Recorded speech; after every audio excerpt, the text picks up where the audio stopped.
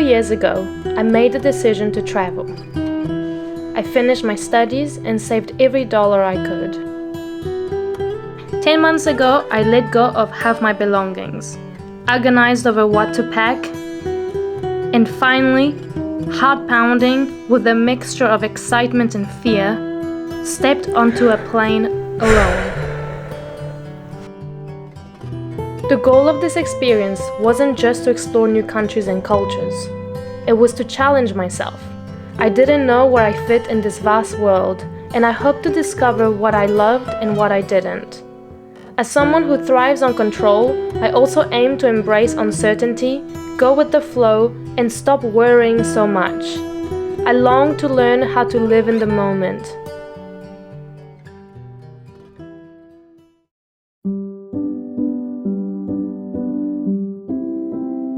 Indonesia was the beginning of everything. The first time I truly went off on my own. I felt lonely, constantly thinking, what are you doing? Should I just leave? I had spent so much time preparing for this adventure. I'd walked away from job prospects and gambled my future on this dream, and now I was questioning if I'd be able to go through with it. Yeah, it's hard to be somewhere unknown. I had to keep reminding myself, this is exactly what I'm meant to be doing. No regrets, no looking back. I had booked a private room, assuming solitude was what I needed. I wish I could have told myself, being alone is the last thing you need right now. After some reflection, I realized I couldn't continue this way. If I didn't change something, I'd waste the opportunity I had worked so hard for. So I found a hostel within my budget and booked it. The next day, I traded my lonely, moldy room for a lively space filled with travelers like me. The hostel was chaotic, 20-person dorms, animals roaming around, and backpacks strewn everywhere. But for the first time, I felt a shift. Just having people around me, even if I wasn't making lifelong friends, gave me the energy to keep going. I ventured to waterfalls on my own, wandered through unfamiliar streets, and tried foods I'd never tasted before. Each small adventure felt like a triumph. Indonesia taught me to be brave, to find comfort in discomfort, and to discover strength in solitude.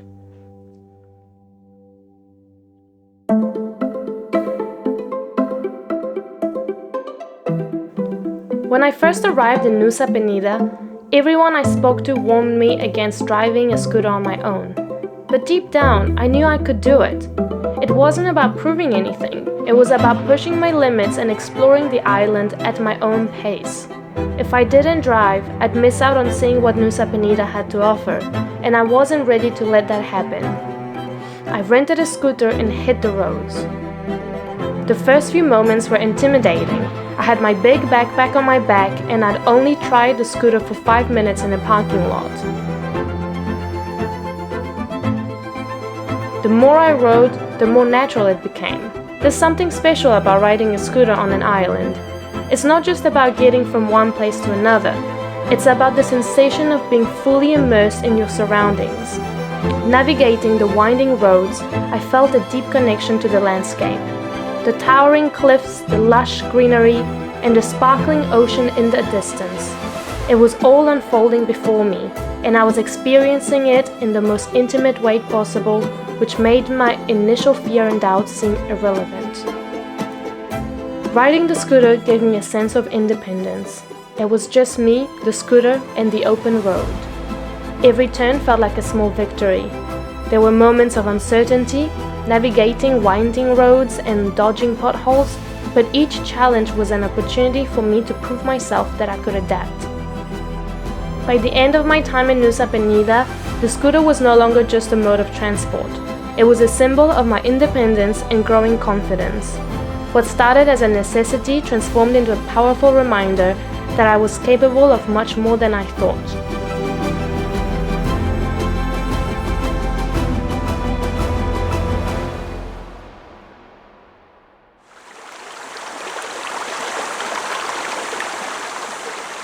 A few weeks into my travels, I felt like I had mastered the art of going with the flow. I no longer needed every moment meticulously planned. I would have a rough idea of what I needed to see or do, but if I met someone along the way and ended up taking a different route, I no longer freaked out the way I once would have. Before, any small deviation from my plan would have thrown me off completely. The stress of being off track would have overwhelmed me. But now I embraced uncertainty, enjoying the surprise of not knowing exactly what would happen next. I wasn't in a rush to get anywhere. Instead, I found joy in the unpredictability, whether it meant chatting with fellow travelers, exploring the area, or simply enjoying the moment while I waited. I had learned to say yes more often, to let go, and to allow myself to deviate from the plan. I began to understand that sometimes the best experiences come from the detours.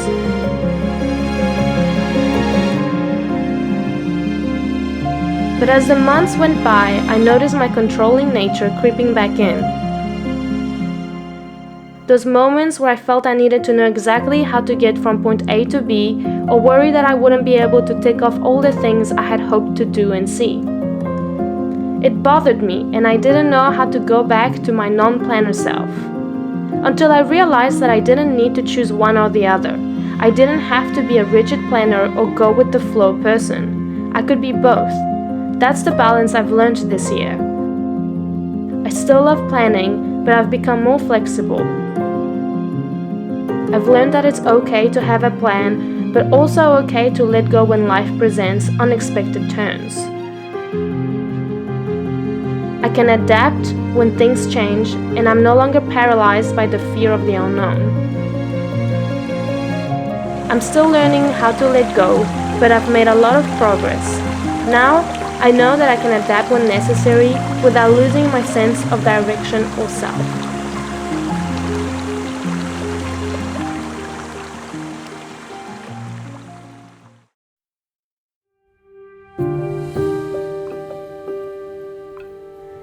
As I took the boat to Gili Air, I didn't just fall in love with the island. I also discovered the underwater world, a realm I had always been terrified of.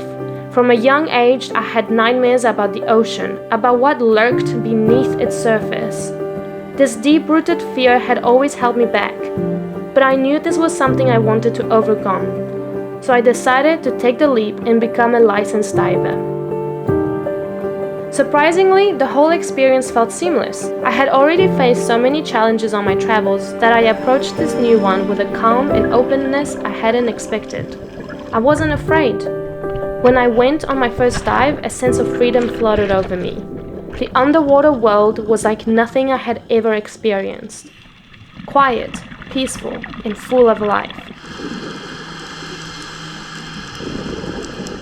It was as if I had unlocked an entirely new part of the world, a hidden world that had always been there, but I had never understood.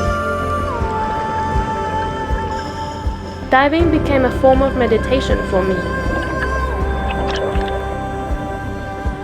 It calmed the constant chatter in my mind, allowing me to focus solely on my breath and on exploring this new realm. I felt connected to something larger than myself, and in those moments, the noise of everyday life faded away.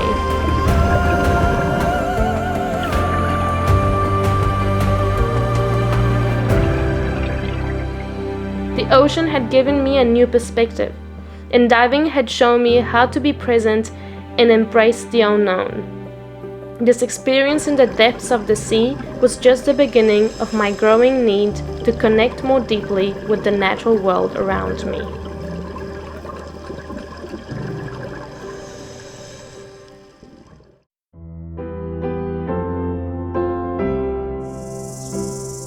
I haven't always been someone deeply connected to nature.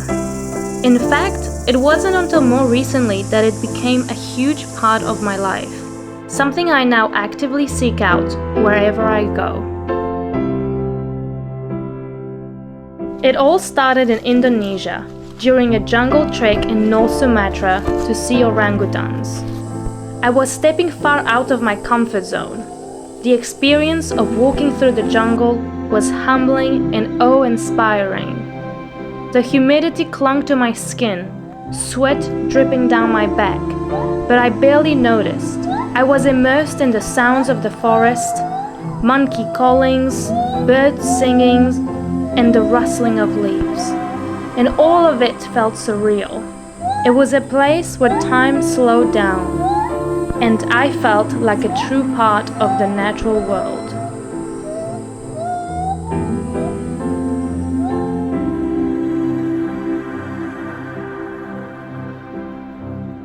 And while I was there, I shared meals with locals and exchanged stories, deepening my connection with this remote, wild place. That connection to nature continued to unfold as I traveled. In Greece, I didn't spend my time chasing Instagrammable spots or tourist attractions. Instead, I hiked the mountains and explored the countryside, discovering a side of Greece I hadn't known existed. The landscapes were stunning, and each hike gave me a sense of peace and belonging that I had never experienced before.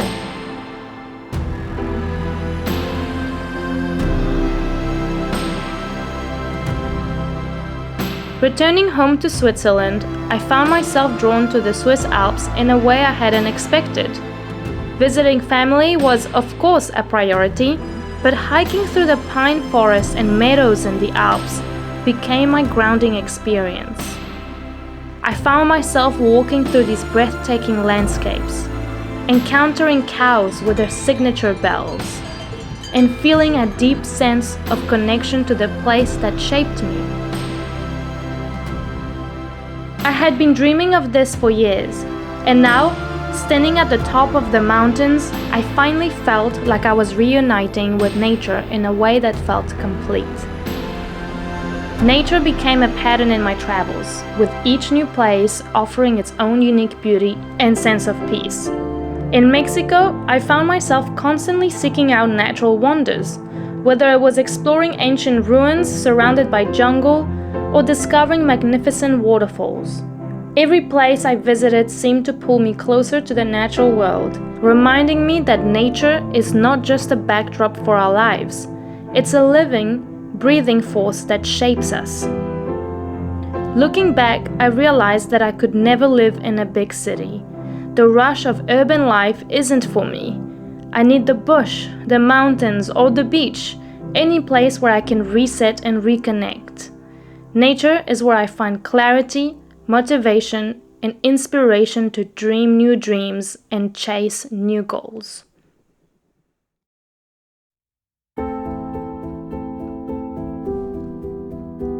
Traveling isn't all sunshine and Instagram-worthy moments.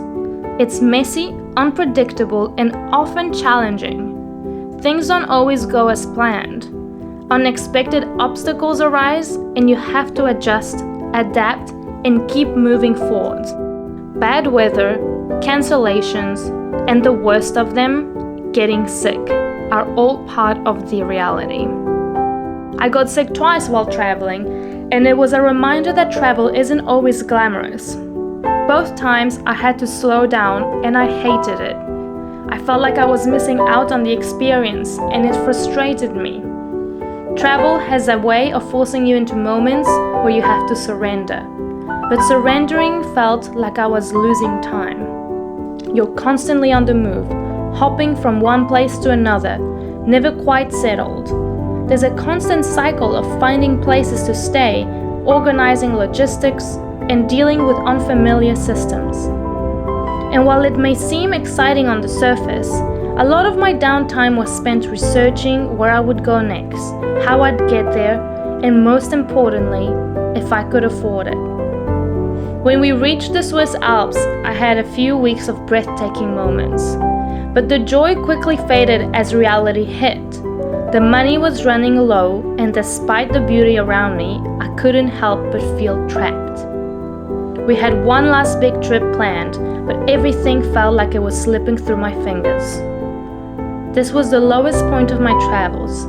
Before leaving New Zealand, I promised myself that I would make it to Mexico.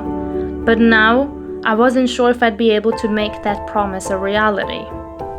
The next 2 months dragged on, the days blending together in slow motion. We tried to make the best of it with my family, but deep down I was ready to leave, to move on with my journey. The excitement that once propelled me felt distant, and I knew that I needed to make a change. So we decided to take the plunge. We didn't know how far our money would take us, but we knew we had to try. We bought our ticket and set off for Mexico, uncertain but determined.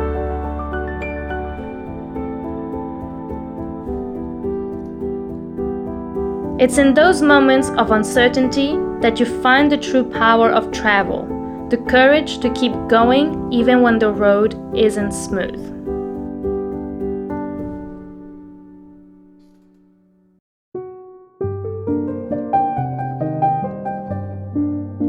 After traveling to so many different places, meeting diverse people, and returning to both Switzerland and Mexico, one truth became clear to me.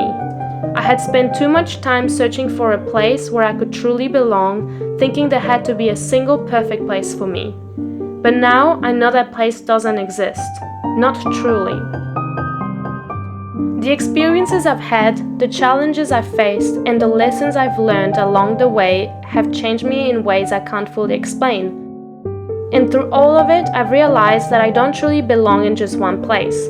The idea of finding a single destination that encapsulates everything I need has become a fantasy I need to let go of. What I've learned instead is that it's not about finding a perfect place. It's about finding what truly matters to me in a place and in the people around me. There will always be things I disagree with, things that don't align with who I am today, and that's okay. No place will ever be flawless.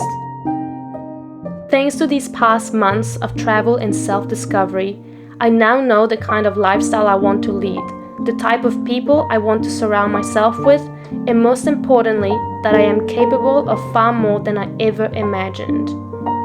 But there's still work to do. I need to keep learning how to step back, take a deep breath, and stop worrying so much about finding the perfect place. I've learned that belonging isn't about finding one perfect place.